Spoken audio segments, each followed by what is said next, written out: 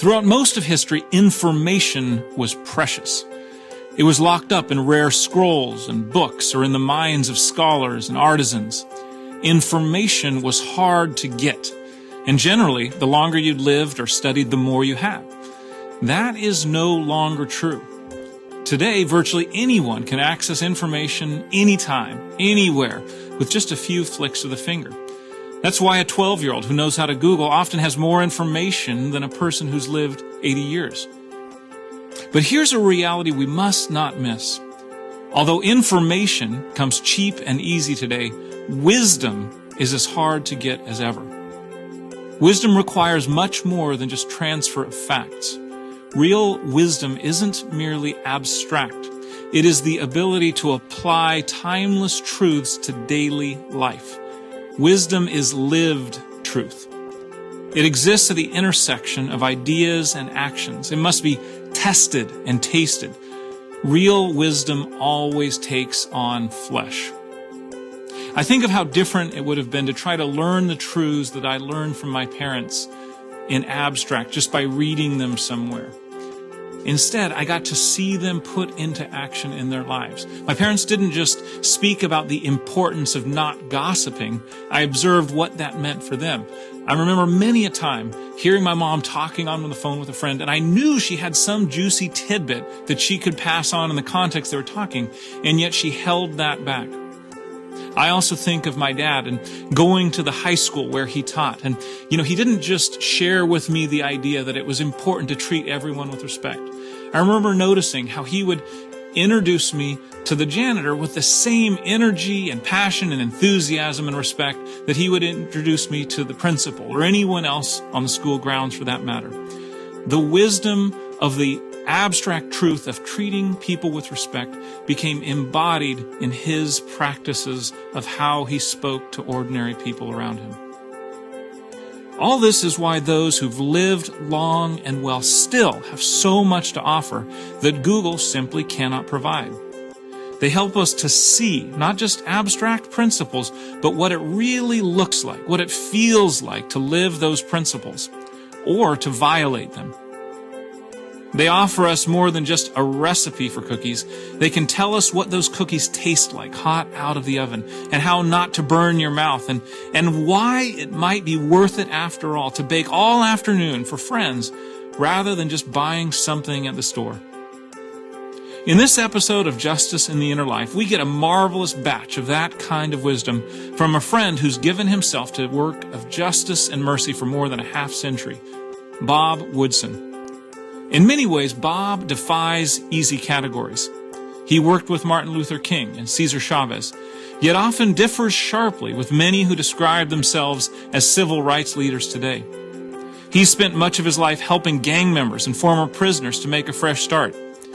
But he also believes that strong, firm law enforcement is good for everyone.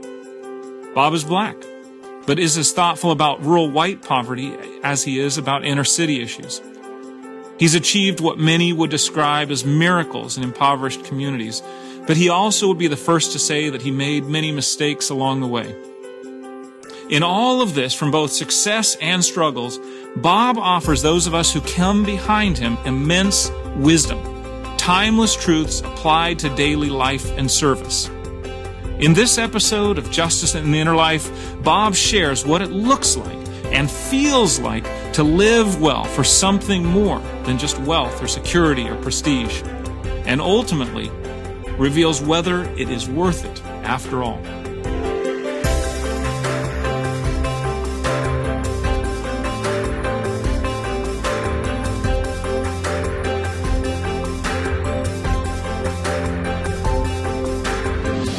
Welcome to Justice and the Inner Life, presented by the Christian Alliance for Orphans. Together, we'll explore what it takes to sustain a heart of justice and mercy over a lifetime. Here is your host, Jedd.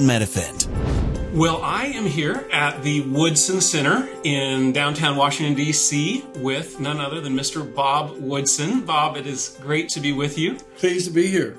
Well, Bob, let's just plunge right in. You have been a lifelong champion for justice, serving vulnerable families, communities, children. Just tell us a little bit about where that journey started. Well, my passion is doing the most for the least of these.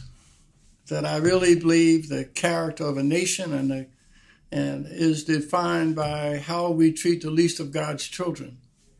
And this is very personal to me because I came from a very modest background, living in South Philadelphia, born during the Depression.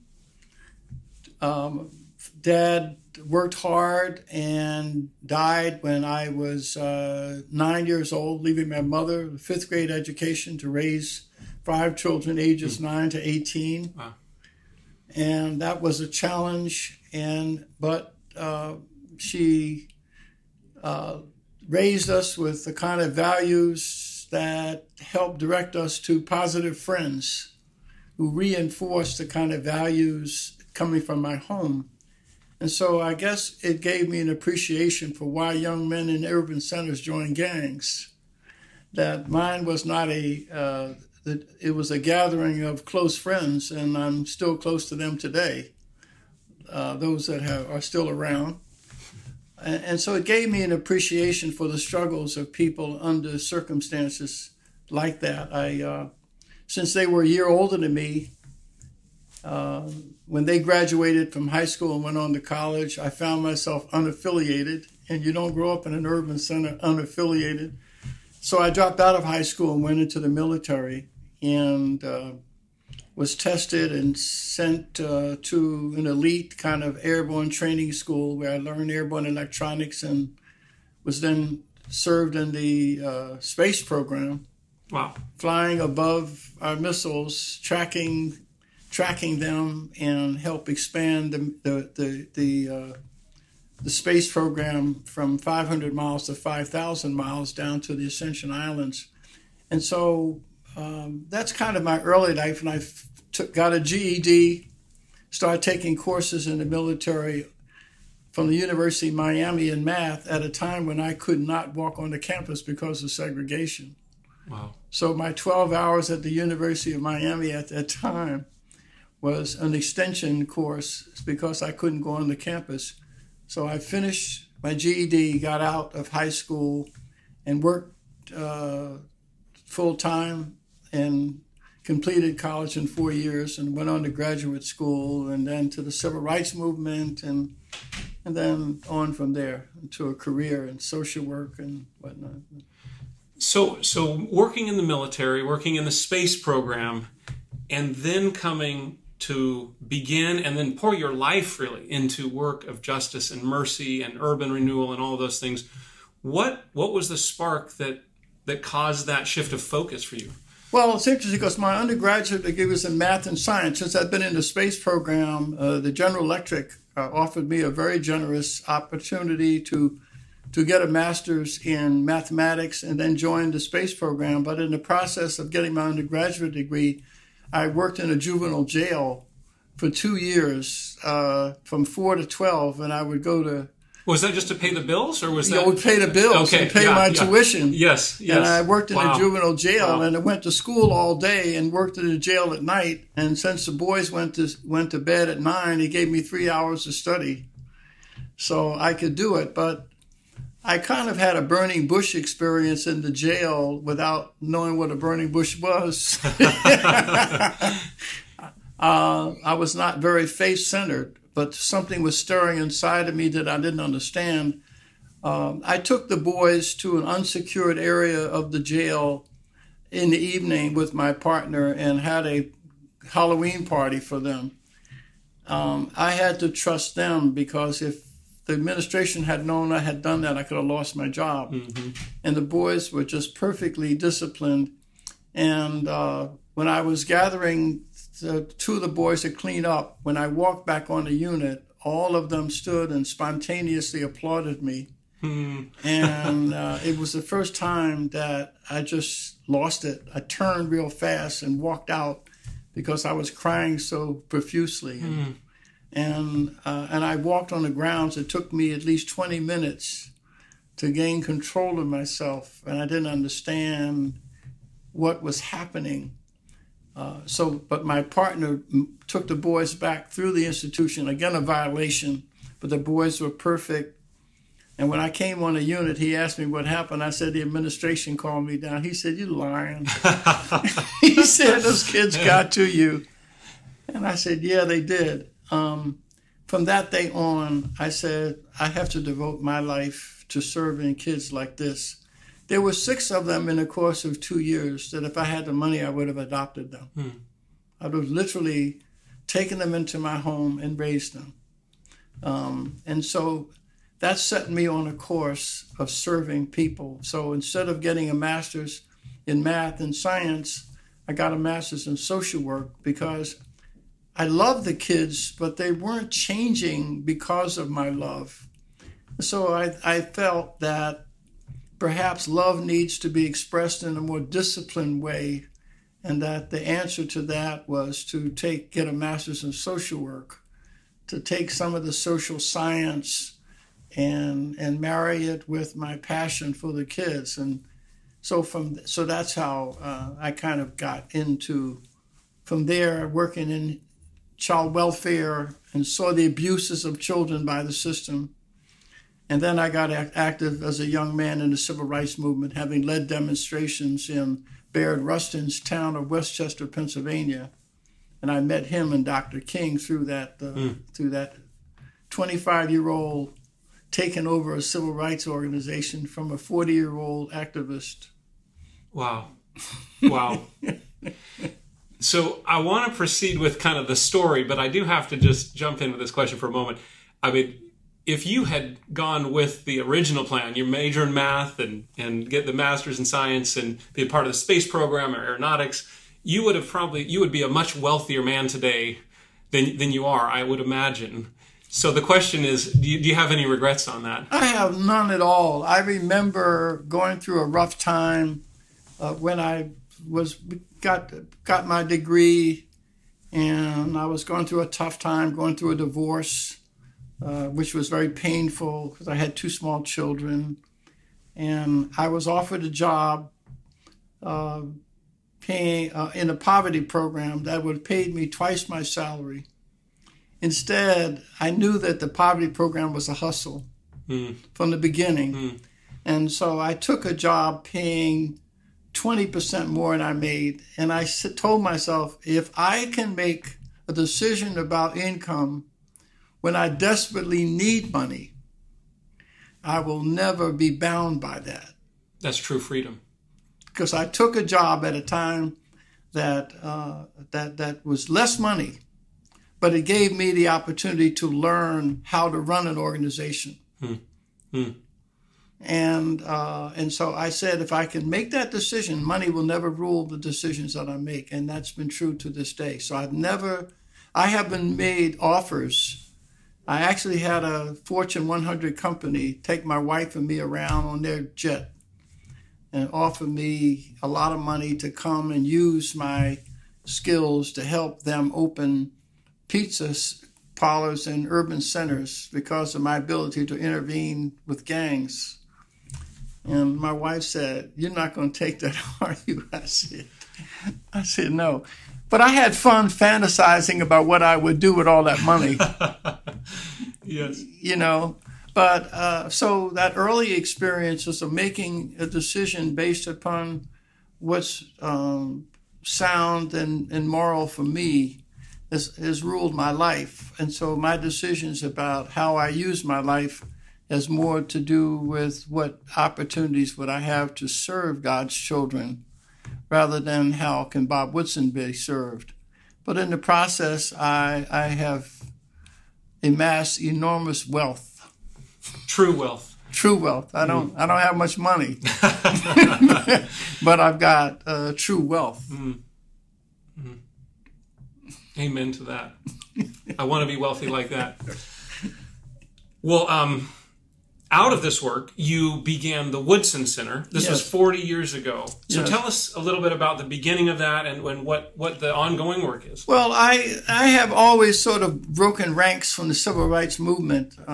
When I realized in the late 60s when Dr. King got killed, I was called back to Westchester because the town was blowing up and burning up. And I was able to drive in and recruit 10 grassroots leaders and physically interpose ourselves between the rioters, the young people, the National Guard, and the police. And because we were well known, we were able to prevent any deaths from occurring. I was also active in helping the Indians take over Alcatraz. Wow, that's a story there. Yeah, I did. I arranged a $6,000 purchase of a diesel generator to provide power to the island. Worked with John Trudeau, Russell Means, and the leadership. Also did a lot of work with Cesar Chavez, helping to raise money to purchase a portable medical van that served the farm workers in the field. I met Cesar Chavez and had a interview with him. Worked with low-income whites in Dorchester, Massachusetts, who were in a rent strike. Black ex-gang members in Chicago. So my life has been complete with working on behalf of low-income people, coming in and finding local leaders and then providing them with training. And so I've been doing this, and but then I decided that a lot of the rules of the game were interfering with their ability to achieve. So then I met Peter Berger, my first conservative, when I was at the Urban League, and he invited me in when he was in 73. He was putting together a new policy track called To Empower People. And I met James Q. Wilson, Von den Haag, and some of the luminaries in the conservative academic scholarly community. And for 3 days, I had this intense debate with them. And a few months later, Peter called me, and I didn't know he was this world-renowned sociologist. And so he invited me to come to the American Enterprise Institute. And as an empiricist, I found out I'm an empiricist. I had to go look up that word. And then I came there to the American Enterprise to write and reflect upon my practical experience and interactions with all of these various low-income leaders. And so when I was there, I was able to go back to some of the groups I had been serving as a detached researcher. And so I was able to publish 2 books that really define the work of the Woodson Center today. Mm-hmm. So you have been at this a long time. Yes. And I'm sure there are tons of stories that would embody this idea, but I think of one that I remember you sharing with me last time we were together, of a young man who you and your wife invited to come live with you for indefinitely, and it ended up being 6 months, and he was doing very well. He had been in gang life, but he then was making good choices as he was living with you. And then at some point along the way, he fell back into those choices. I think a good friend or a brother of his, and then ended up tangled back into gangs, and then ended up going to prison for at least 3 years. And I'm sure that story has been repeated in your life many, many times. People that you've loved and poured into, and efforts that you've believed and seen hope in, and then they seem to fall apart at some point. And I just want to ask you, how do you keep going when that happens? What enables you to persevere as you have over all these decades when you come up against the world at its most broken like that? Well, Wayne Lee, his name is, I can call it, because he was the leader of we intervened. What I've done is I learned how to intervene in I know gang intervention. And so what I was doing is training 5 men, an organization called the Alliance of Concerned Men in Washington. And these are ex-offenders who had the trust and confidence of the police, the courts, and kids on the streets. And I was training them about how to intervene. And so they said, but I said, but we have no way of measuring your effectiveness because you're spread all over the city. So why don't we find one neighborhood and concentrate that trust in one neighborhood and see if we can make a change. Mm-hmm. A week later, Darrell Hall, a 12-year-old boy, was killed at Benning Terrace, one of the most notoriously violent neighborhoods in the city. It's called Simple City. It was ruled by two warring gangs, the Avenue and the Circle. And they had between them 53 murders in 2 years in that area. Wow. And so when this 12-year-old boy, he was so young, it made headline news. And it embarrassed law enforcement and everybody. And so I called the Alliance. I said, God has made the choice for you. Go up in that neighborhood and bring those warring factions to my office downtown. And I said, this is hard. They went in, and the police couldn't find out. They identified the leaders, and it was just 16 of them, 8 on either side. And I said, well, bring them to my office. And in my earlier works, I learned that when you bring, and it was neutral territory on downtown Washington. Uh-huh. And so one of the Alliance men worked for a car dealership, so they borrowed 2 15-passenger vans. And when the kids arrived, we had a meal waiting for them, because kids will fight when they're drinking together, but never when they're eating together. So that became a Woodson principle. Good one. So when the kids, and in the meantime, I got the Alliance on the phone with Carl Hardrick in Hartford and Omar Jawa in Dallas, because they had experience with gang intervention. And so part of my role was to train by bringing people with knowledge together with those who lacked that knowledge. So we were the linchpin that brought them together. So for 2 hours, they shared what they should do when these kids came. So they followed the script, and they asked these young people, are you happy with your life? Of being fearful, of being feared? And they said, no one ever asked us to be peaceful. Long story short, we had several meetings where we talked out. First of all, we got information. They said, why was this 12-year-old killed? He's a civilian.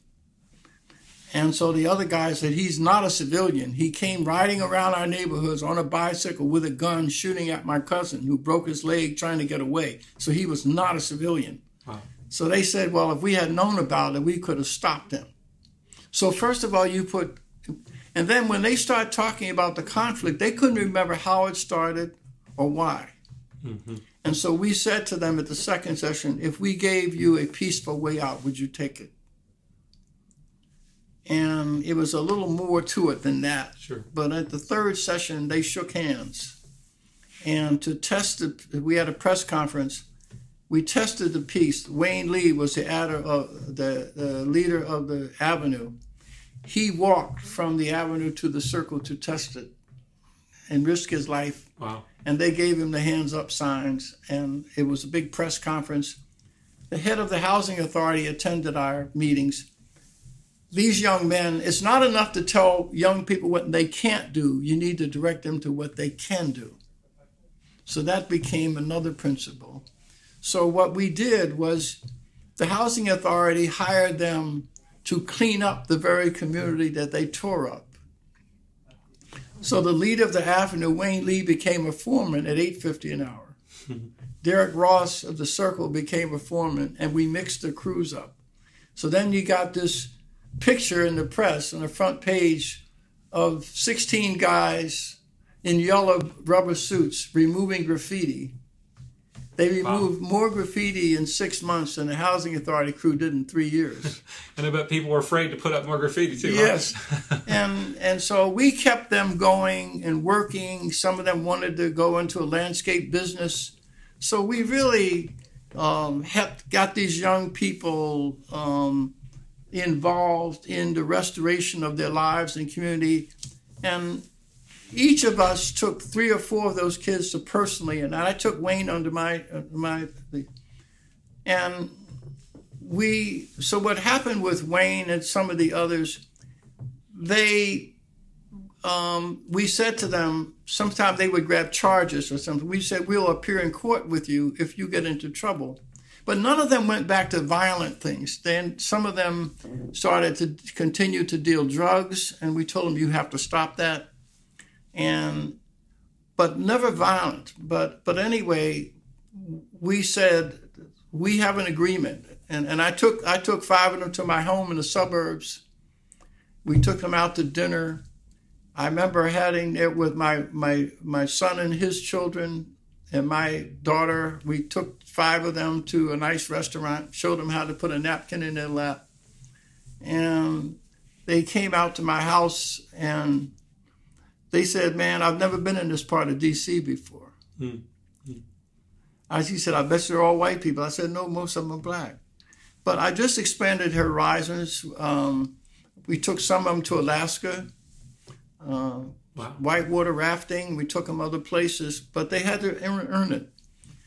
But with Wayne, I was at a conference in Oregon, and I called my wife and said, "Something tells me I need to bring him in," because I heard he wasn't going to work on time. So I called Wayne at 11 o'clock and said, "I want you to move into my house." He said, I had to call my wife. She got real quiet.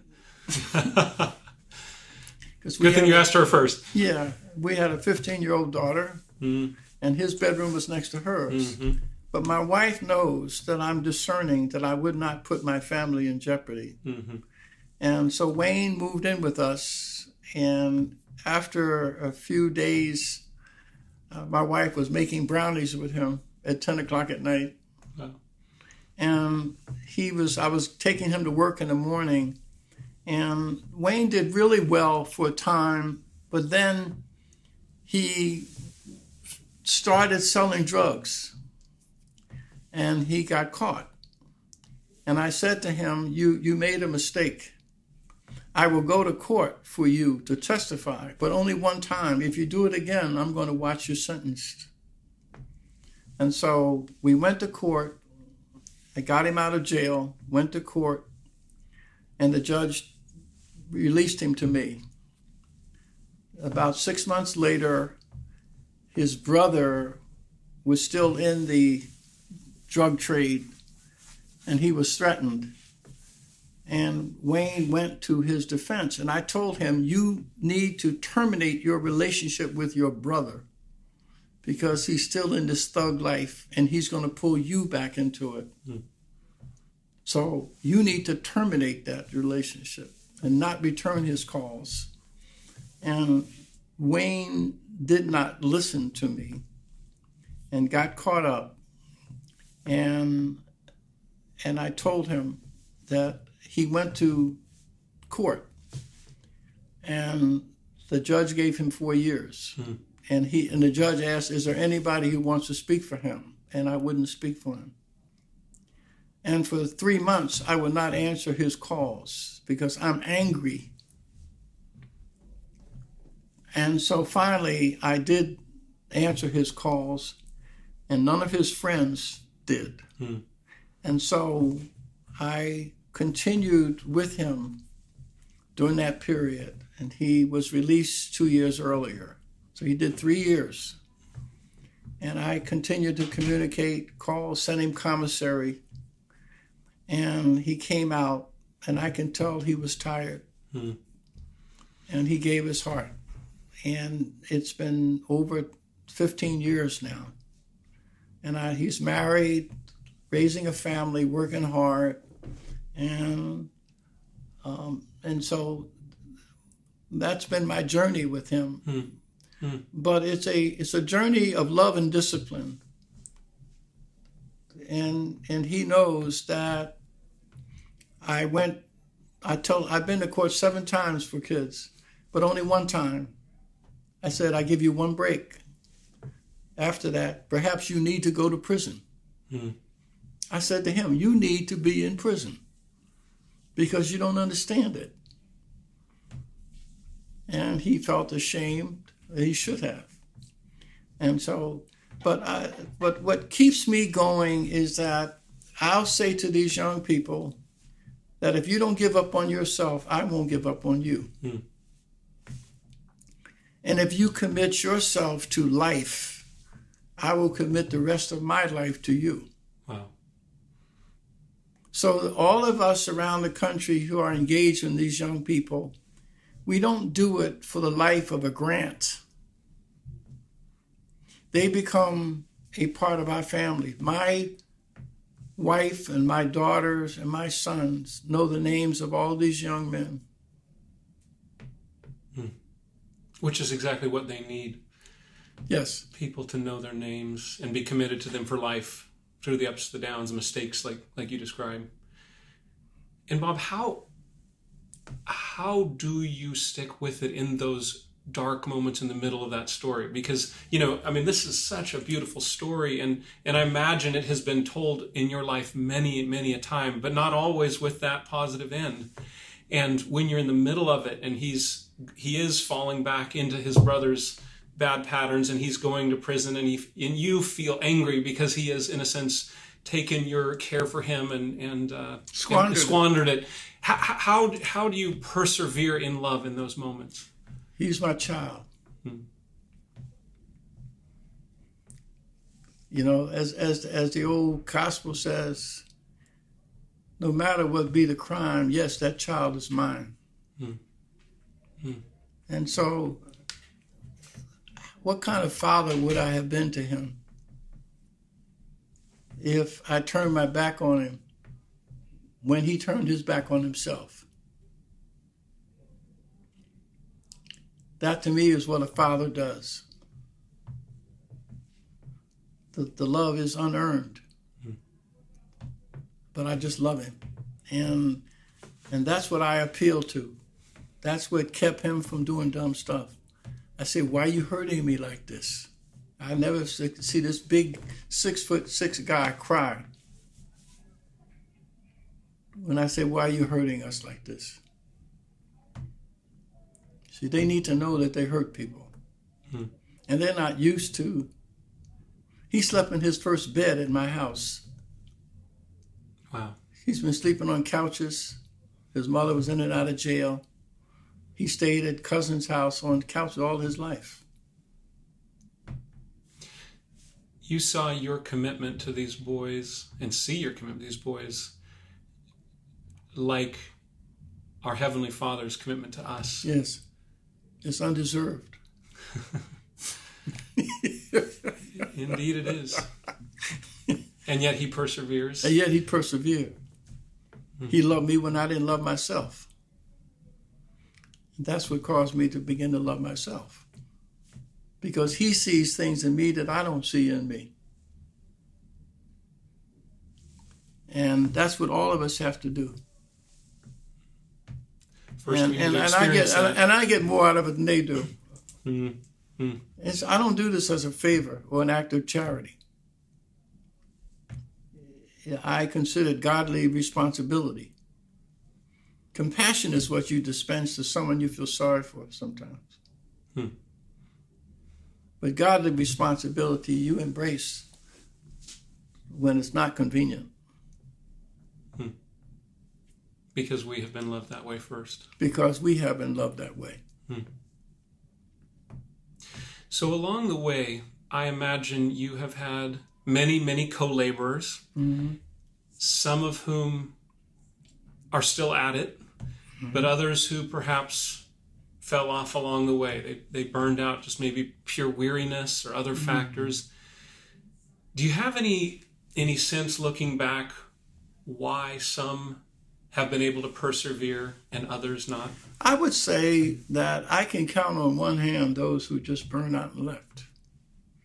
Most of my friends that I'm closest to, I have one who just died a couple of years ago. He's still at it. And Carl Hardrick, he's called the mayor of the ghetto in Hartford. They're getting ready to name a training center for him with a plaque, Brother Carl. And he's still active with me. So some of the kids we helped were teenagers, and they're in their 50s now. And now they're helping others. Now they're helping others, yeah. That's really, and I can see the same things that we're saying to them, they're saying to other kids. It strikes me that, and I remember from other conversations we've had, you describing this remarkable group of friends who have remained as friends and allies across the miles and across the years for decades, that the fact of you having each other may have been a significant factor in that perseverance. Do you feel that's the case?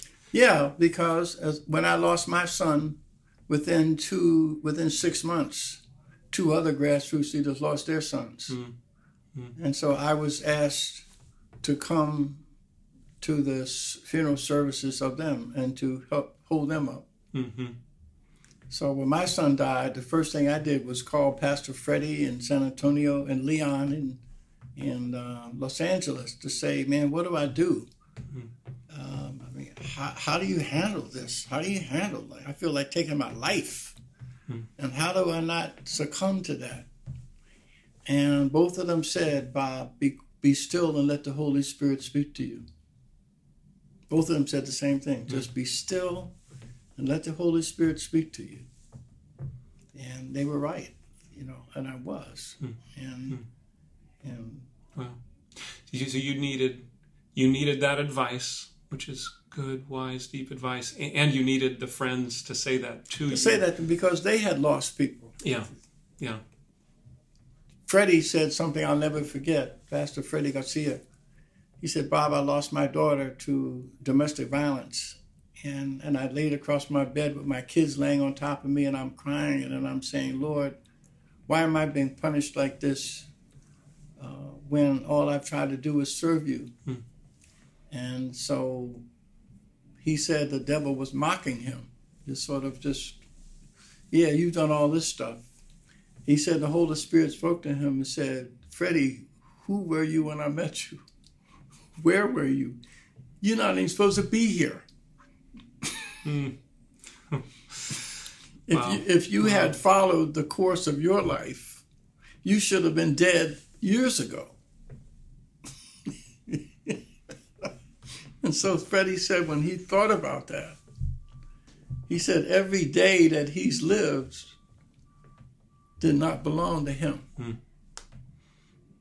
And so when he told me that, it kind of made me think, who am I to complain when the dumb stuff that I've done early in my life should have taken me out.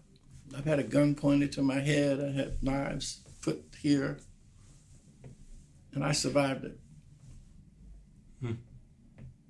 What a gift those friends are. I know from my own life as well, just a number of dear brothers. And in some ways you really only need one, but what a gift to have a few. And that when we stumble can lift us up, and when we're mourning can grieve alongside us and share words like you have heard over those years.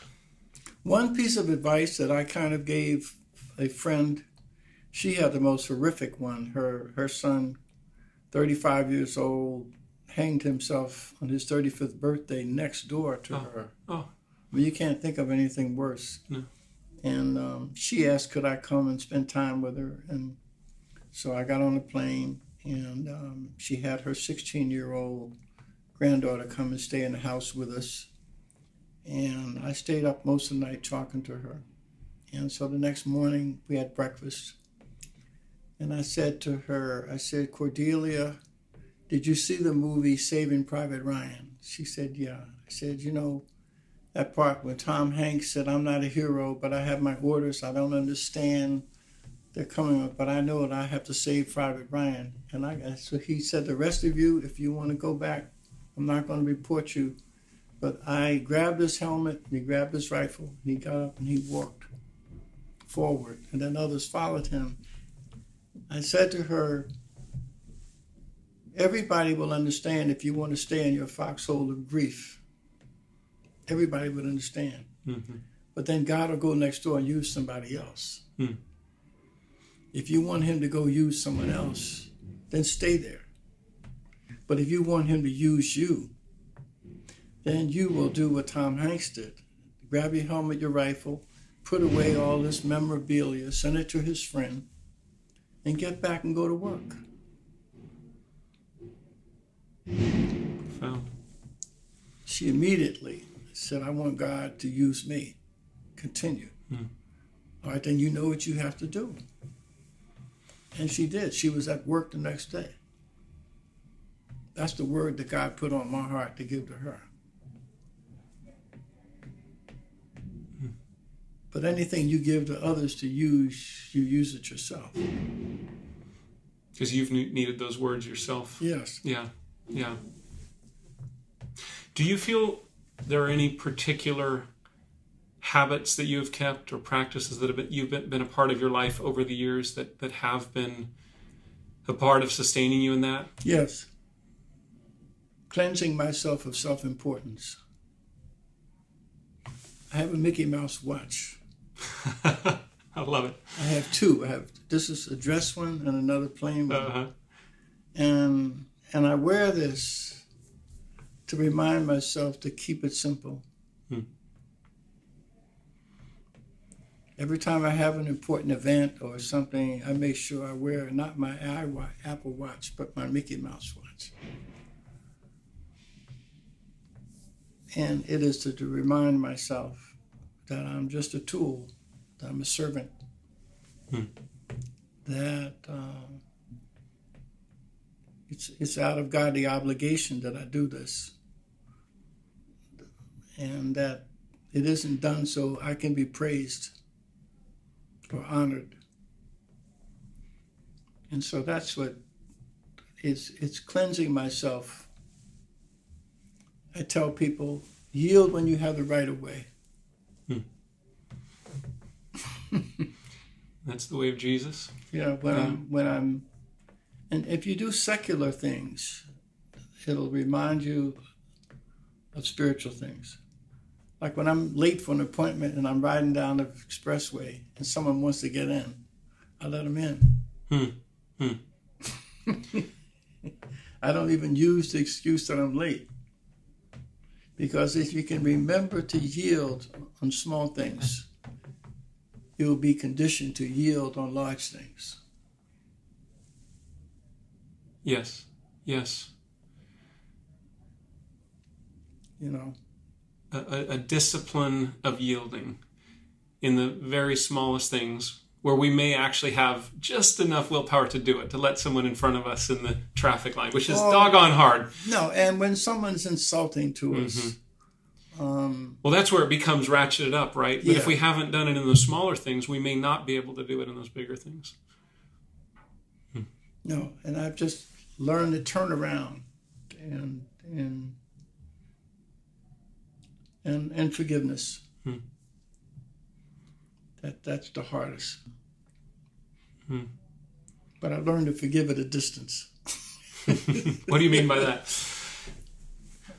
I mean, when someone's betrayed my trust and I forgive them, I don't put myself in a situation where I need to trust them. Yeah. Yeah. You can forgive them, but you don't necessarily need to entrust them again with the chance John to do F. that Kennedy said, love your enemies, but don't forget their names. Yeah. You spoke earlier of the wellspring of all of this work in many ways being the way you have first been loved. You have experienced the love, the unconditional, forgiving, gracious, pursuing love of God, and now you seek to reflect that in the lives of young boys as well as everyone you serve. That's your reputation. Do you have any particular ways of seeking to remind yourself of that, of how you have been loved, and to dwell in that? No, I mean, when some of the guys that I've served will call me for no reason, particularly Father's Day, I get deluge calls from guys I haven't heard from in a while, and but there's always things to daily remind you of the blessings, and it's fortunately I'm in a situation where I'll get an email from somebody or just a call or pop in and say, hey man, just thinking about you. We always end our calls with I love you. You know, that's just routine throughout our whole network, and I'm always thinking of ways to bless those that I serve. And the 1776 project, we have a chance to celebrate what others are doing, you know. So it's just, again, cleansing yourself and being a vessel for someone else. And it sounds it sounds like more than it is. More complicated than it is. Huh? It's really pretty simple. Yeah, You're saying. yeah, and I don't do it in any sense of being martyred or anything like that, or being superior. It's just, this is a formula that works for me.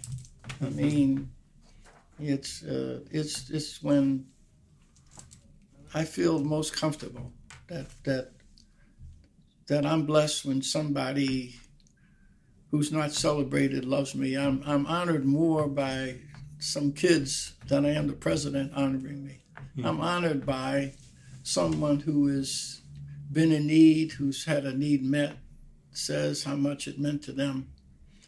That gives me what it takes for me to go on. Mm-hmm. That feeds whatever ego that is. Hopefully that is the God-designed part of us that delights when we bring joy to others and are his tool for good in their lives. Yeah, and that's what I try to hone, to try to improve upon. I just want to love more and find different ways to express it. My sense is that both in your work personally and the work of the Woodson Center, that although you have addressed material poverty in very tangible ways, that you have a very strong sense that material poverty is not the root issue, that there's something much deeper at stake. Why is that? Well, because again, we generalize about poverty. Some people are just broke. There's a difference between broke and being poor. If you're broke, you can fix that with temporary programs or assistance. But if your poverty is related to being poverty of the spirit, when there are character flaws, when you're making bad decisions, you're adopting values and that are harmful to you and others, programs and therapy doesn't work. You got to be fixed. It's the difference between when you need help and when you need deliverance. Yes. If I have a flat tire, I need help. Yeah. But if I'm stuck in mud, I need deliverance.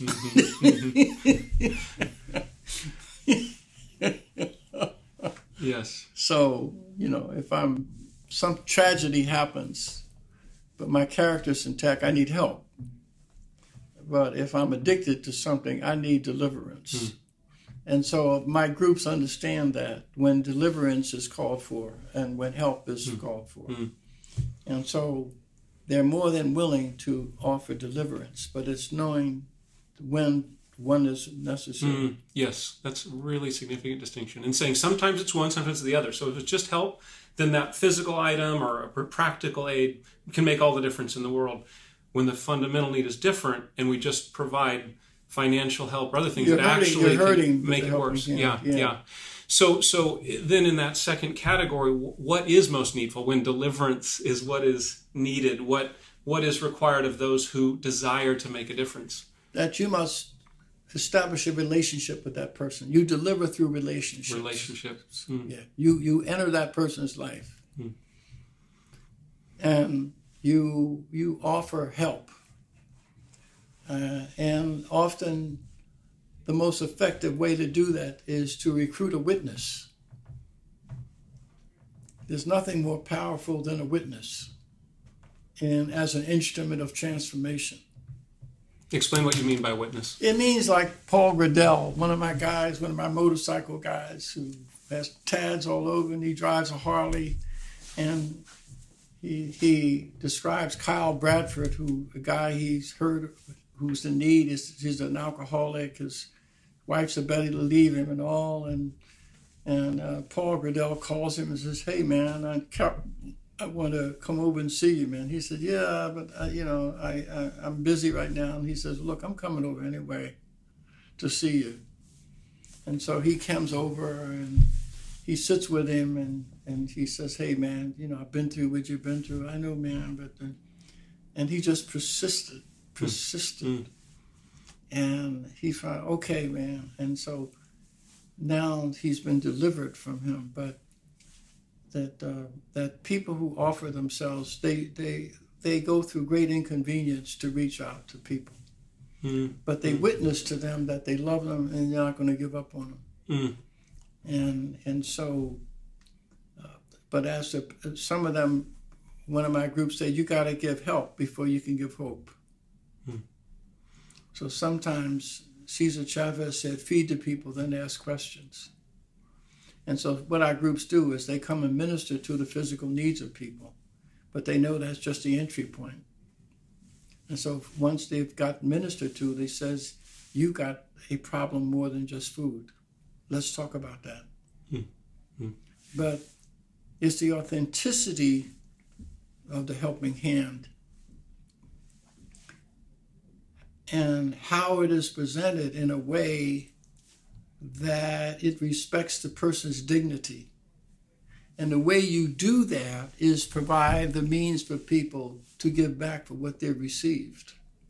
So from the very beginning, reciprocity has to be an expectation in relationships. That's part of respecting dignity. Right. Is saying, actually, I am expecting something of you. Yes. Even if it's small, there is some reciprocity here. And like you were saying earlier, when that is violated, saying it and saying that we've been hurt. Right. That's part of that dignity. Yeah, I tell the story of a woman that had a women's shelter here for abused women. And every year volunteers would collect toys to give to the children. And everybody was happy except the parent, the moms.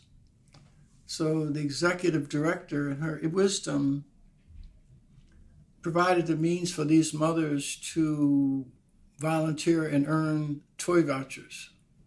They sewed, they babysat, they went shopping for the elderly, and they earned toy vouchers.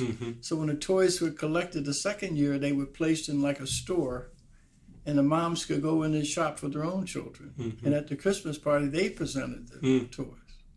Different in dynamic. Very different. And they weren't, the gifts weren't just given to the mom, because it seems like some people would say, well, that's the solution, is don't give them directly to the kids, give them to the mom. But you're saying actually let enable the moms work for them to earn it. And then it really is a gift that cost them something, their labor.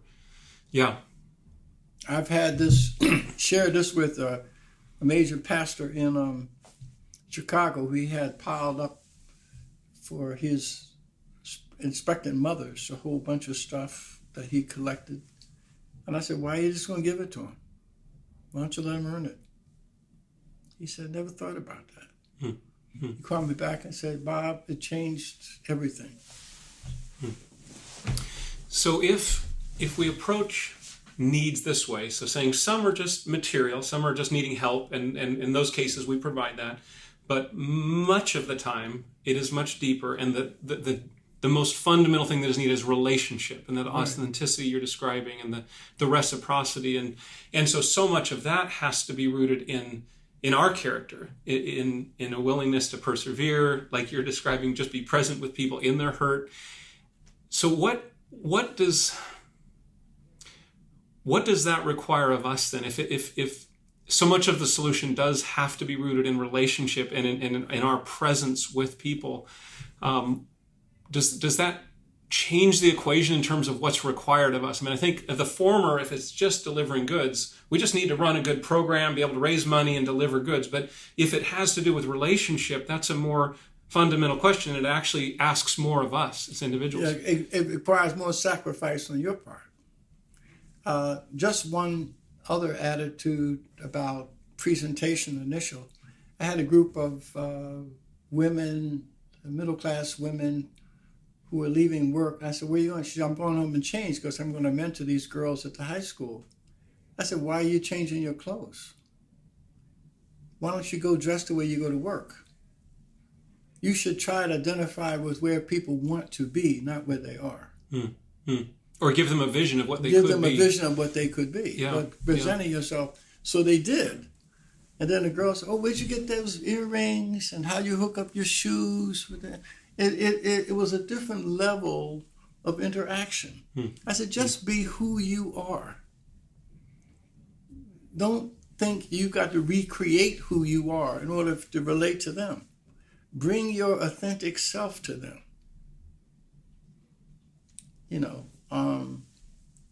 That's very significant. I think a lot of people who are middle class or relatively good situations feel awkward.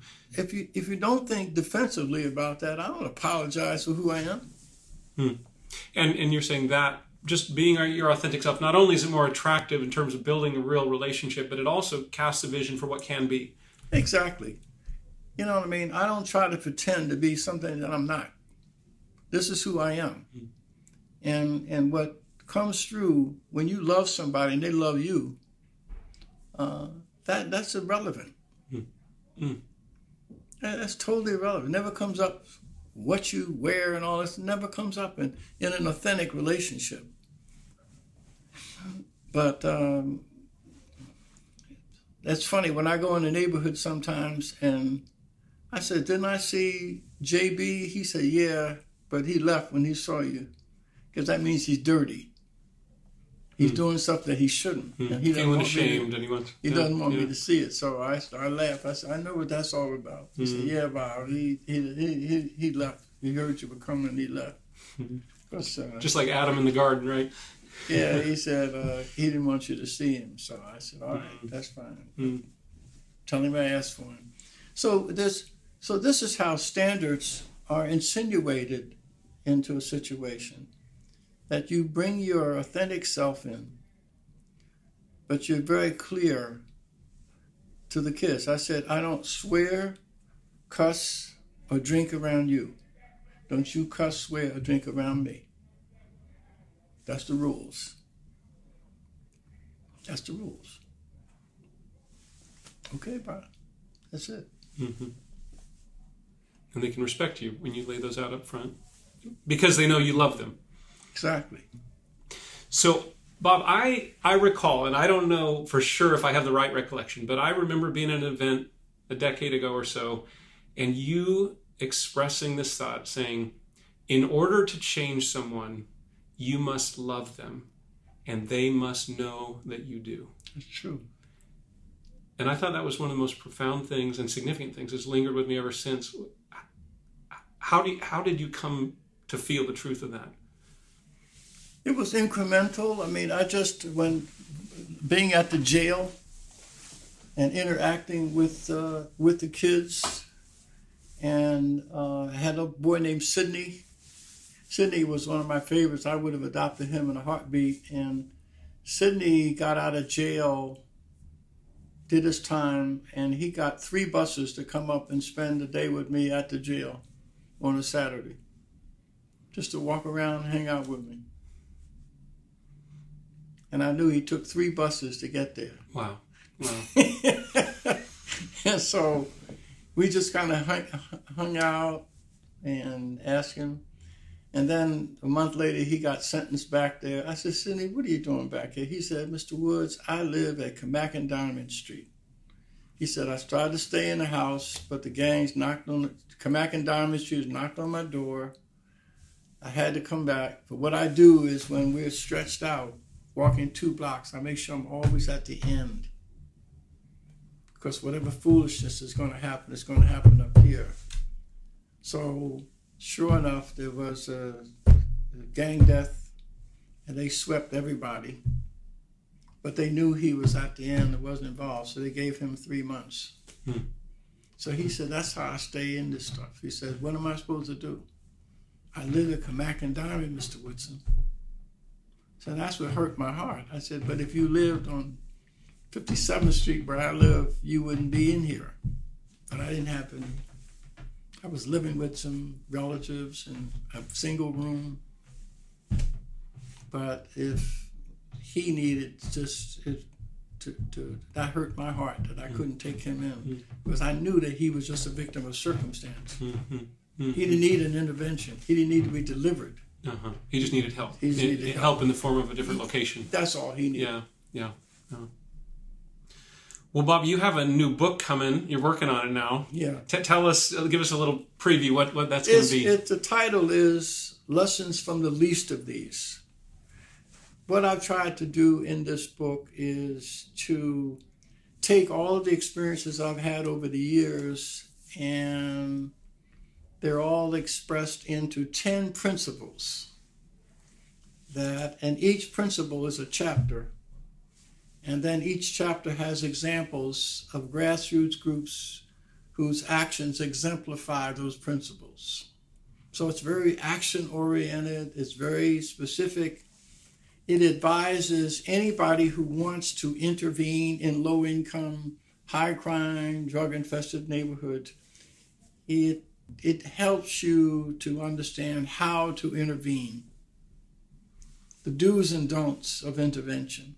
So the first thing you do, according to chapter 1, is never come in with the assumption that nothing is there before you came. That is good. I've had people come in want to start charter schools and all, and they take years fumbling around, stumbling around, without, first of all, finding where are their centers of moral excellence upon which you can build. First find, and that's the most difficult thing. People see empty homes and broken sidewalks, and they assume that defines the whole neighborhood. And so you're discouraged from going and looking for strengths. So first thing is to go in and find out who's there. And then I describe what that capacity, what they look like. What are healing agents? What to look for when you're looking for these people. Healing agents are antibodies. They take on the same characteristics. So you need to go in and look at those healing agents. And once you found 2, through them you can find 10. Peers always find they know each other. Yeah. So if you got 2, you can get 10 and then 30. And then I talk about their characteristics. They share the same zip code as those experiencing the problem.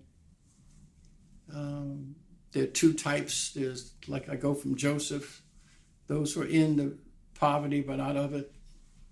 They're raising children that are not dropping out of school or in jail on drugs.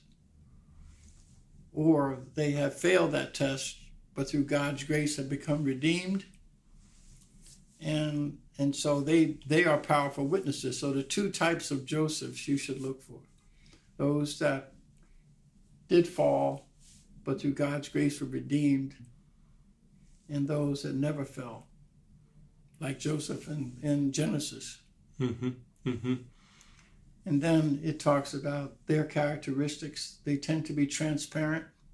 They don't conceal who they are.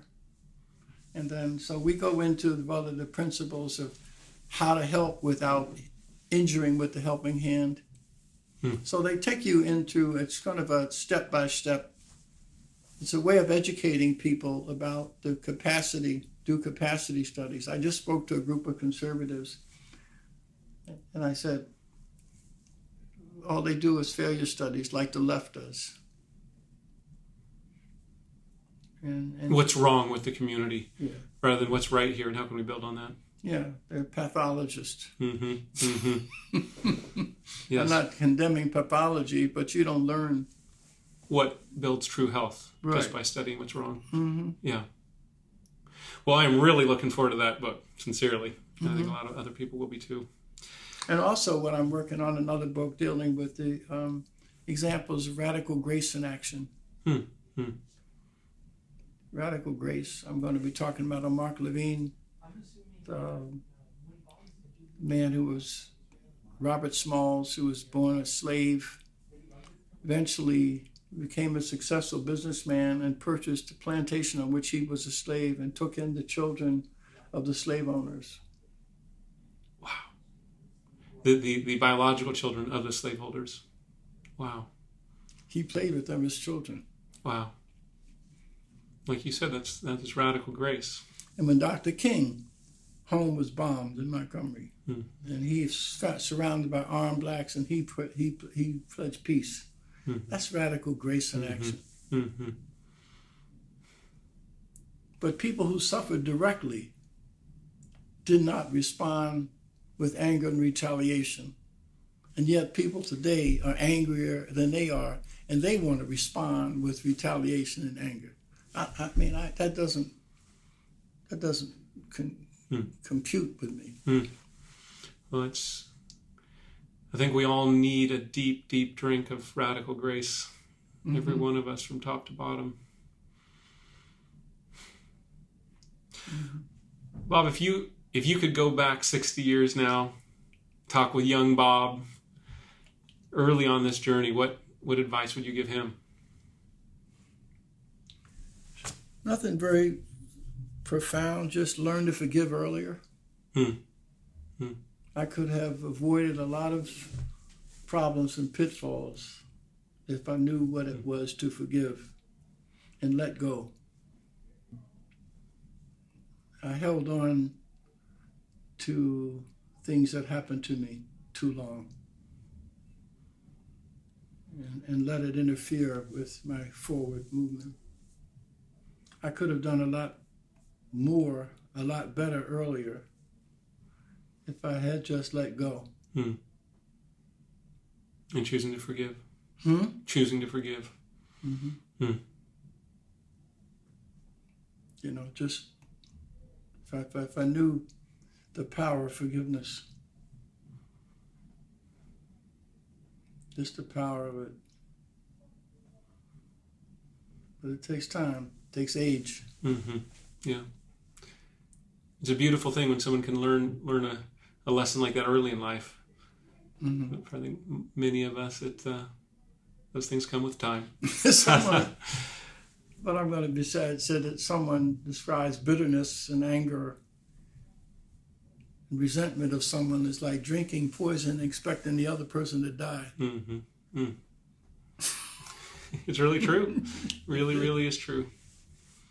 And that's what 1619 is doing, fueling anger on the part of inner city blacks against unknown forces that are supposed to be in control of their lives.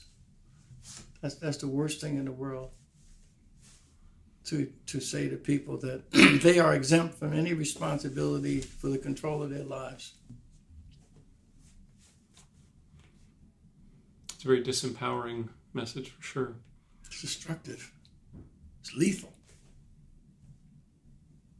You know, when someone is doing something to destroy themselves and you're telling them it's not your fault. They are destroying the people they say they're trying to help. And misguided action can be as detrimental as one motivated by malice. Yeah, maybe even more so because there's no defenses up. No, Dietrich Bonhoeffer in Letters from Prison said the same thing. He says the most difficult phenomena to confront is not malice, it's folly. Because malice you can confront with violence. There's no defense against folly. Can't defend against it. And someone says, I'm just doing this because I want to help you. And you say, but your help is disabling me. But I love you and I'm just trying to help you. Mm-hmm. Yeah. So.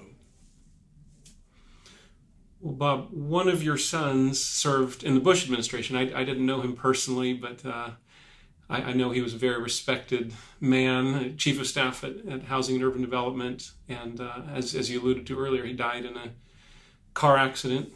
And I know President Bush called you from Air Force One just to comfort and encourage in that time.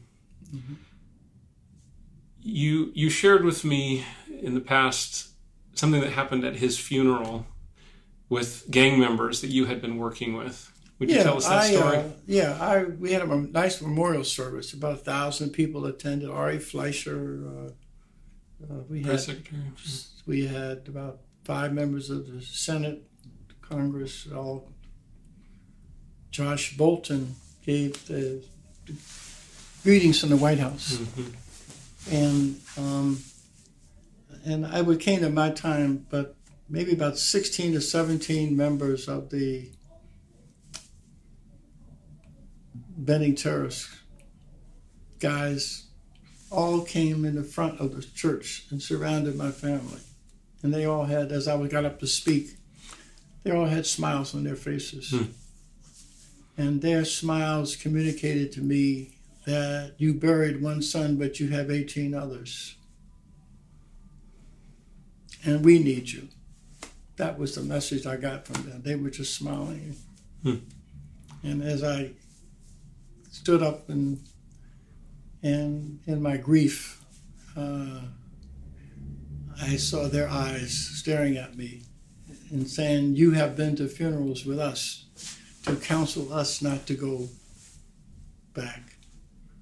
Are you going to be willing to take the test you have ministered to us? Wow. Because whenever one of them loses a friend, you got to stop them from thinking of retaliating. So you have to be at the funeral. And when they leave the coffin, you got to be there with a big hug. And you had been at a lot of those funerals. Yes. Yeah. And here you were at the funeral of your own son. And yet these hardcore gang members were saying to you, you've lost one, but you have 18 others. That is true wealth, like we were talking about earlier. Yeah, it really is, and that's a return on investment. Yeah. No, it's full circle. Yeah. That's the full circle of love. And we don't always see that this side of heaven, but when you get the glimpses of it, you know, that is worth it. Yeah, I would not have, no corporate job or sweetheart salary could replace that.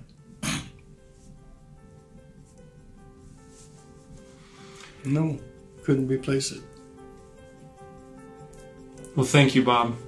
Really value this conversation, this time together immensely. Well, good. I enjoyed sharing it. Anytime we get a chance to talk about my guys. What a conversation, rich in true wisdom. Wisdom that I hope that I and all of us can apply throughout our lifetimes as well. And you know what I value most of all is that Bob helps me to know and to feel that this kind of life is the best life. The best life is to live for Christ and for others, for a vision larger than self. Amidst all the struggles and travails of service, of ministry, it is worth it. When you come to the end, you will have no regrets. I'll never forget that image of Bob at the funeral of his dear son, and it's hard to imagine anything more sorrowful than that. And yet there with Bob in his grief were all those former gang members that he'd poured into, standing beside him, just as Bob had been with them in their struggles. And they encouraged him and reminded him that although he'd lost one precious son, he had many more sons who loved him and respected him, and also who needed him to persevere in his work. As Bob said early in the interview, that is real success in life. That is true wealth. If you would like to get to know Bob better, I would definitely recommend his new book, Lessons from the Least of These. You can get that online just about anywhere. And whatever your sphere of service, my prayer for you is that you will live, just that I also will live with wisdom, applying timeless truths to daily life. And most of all in this, that we will live every day for what is most good and true and precious, real success and true wealth. You've been listening to Justice and the Inner Life with Jedd, a production of the Christian Alliance for Orphans. To learn more about the Alliance, visit us online at cafo.org.